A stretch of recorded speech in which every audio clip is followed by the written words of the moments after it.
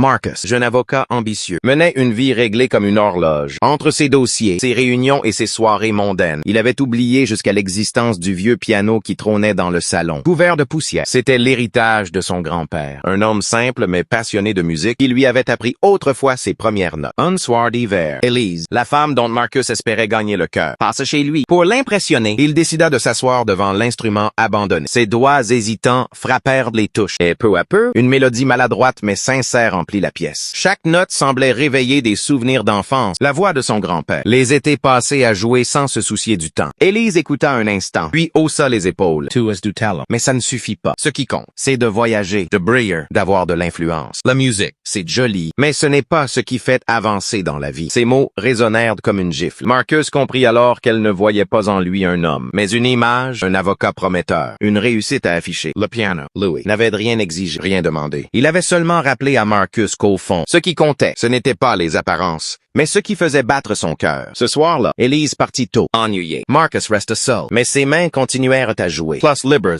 plus vrai. Pour la première fois depuis longtemps, il avait retrouvé une vérité qu'il croyait perdue. On ne vit pas pour séduire les autres, mais pour écouter la musique qu'on porte en soi. Si tu penses que la musique dit plus de vérité en amour que les paroles, mets oui en commentaire.